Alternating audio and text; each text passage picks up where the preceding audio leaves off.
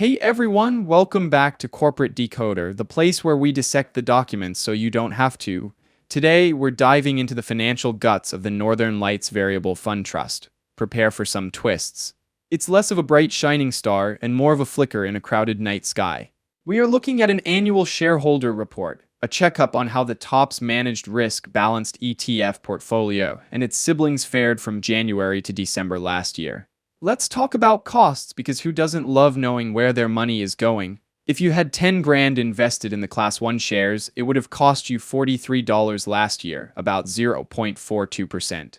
Class 2 was a bit pricier, clocking in at $69 or 0.67%. Now, how did the fund actually do? Well, according to the report, pretty solid. Strong equity performance and smart bond moves led to returns that outpaced expectations.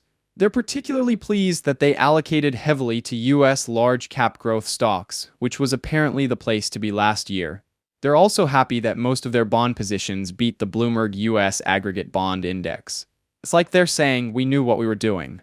How did that actually translate into dollar? Looking back 10 years, a $10,000 investment in December 2014 in their TOPS managed risk-balanced ETF portfolio would be worth $14,520 by the end of 2024. For comparison, that same $10,000 in the S&P 500 would have ballooned to $34,254.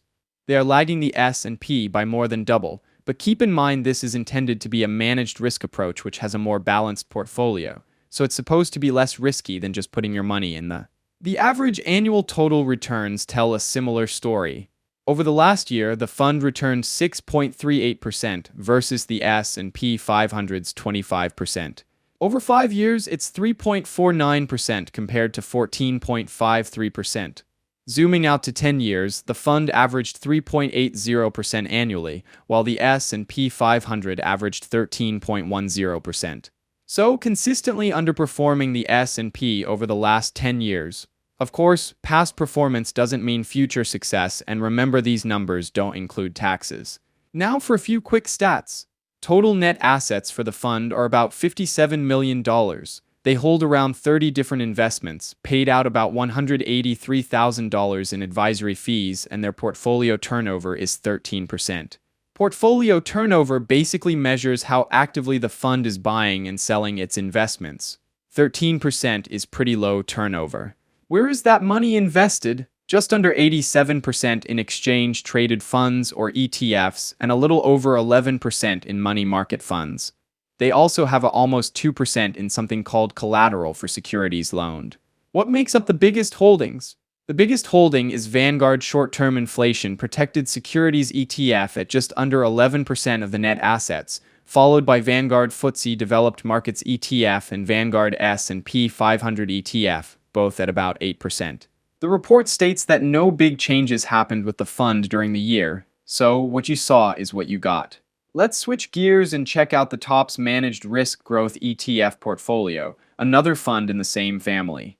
Similar to the last fund, with costs around $43 per $10,000 investment for Class 1 shares. This fund also had a strong equity performance and good bond positioning. They too were happy about their allocation to large-cap growth stocks.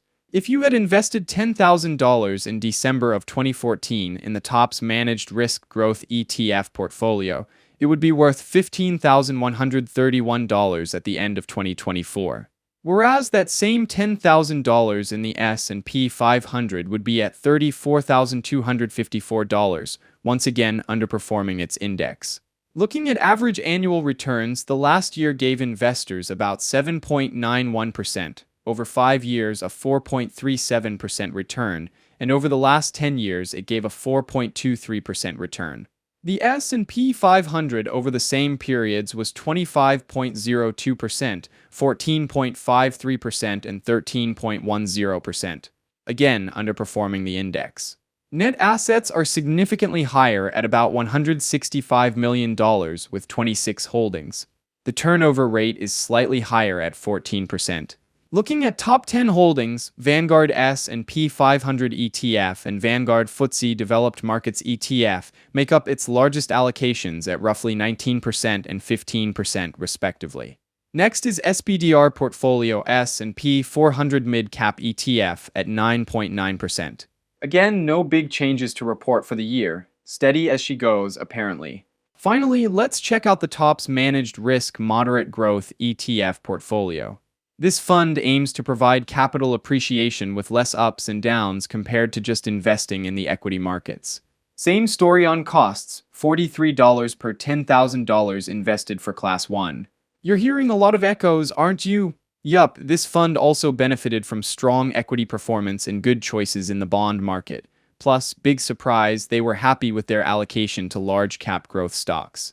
A $10,000 investment in December of 2014 would have been $14,023 compared to $27,399 in the S&P 500, again, underperforming its index. Average annual returns are 7.89% for the year, 4.14% over 5 years, and 4.25% over the last decade compared to the S&P numbers. 25.02%, 14.53%, and 13.10%. Net assets are sitting around $102 million with only 28 holdings. It had advisory fees of $320,160. Biggest allocation is Vanguard S&P 500 ETF, almost 16%, Vanguard FTSE Developed Markets ETF at close to 12%, followed by SPDR Portfolio Short-Term Corporate Bond ETF at 8%. And you guessed it, no material changes to report in this filing either. So what's the big picture here? All three funds, balanced growth and moderate growth, seem to be riding the same waves. They're all happy with their equity and bond strategies, and they also allocated their money into some of the same top-performing assets, like those large-cap growth stocks, which are designed to reduce risk but have severely underperformed their benchmarks, especially the S&P 500. Now let's zoom out and give you a bit of my take. These funds are like a safety net. If you're scared of big market swings, they could be appealing. These aren't for those trying to maximize their returns or beat the market. I think the performance is the biggest sticking point for me. These funds have consistently underperformed the S&P 500, and they're supposed to be protecting you on the downside. It has a drag on the good years so it does not beat the index. If the market goes down, then you're protected, so this would be valuable in down years, but the financial reports don't seem to show any evidence for that. It also highlights one of the perennial issues with actively managed funds. Is the added cost and complexity worth it? In this case, the numbers suggest maybe not. If you're already using it, understand what the strengths and weaknesses are of this portfolio, and whether it achieves the goal that you are trying to do with this portfolio, and consider if there are better ways to achieve that same goal. Thanks for tuning in to Corporate Decoder, where we simplify business. If you enjoyed this breakdown, smash that like button, drop a comment, and subscribe for more deep dives into the world of finance.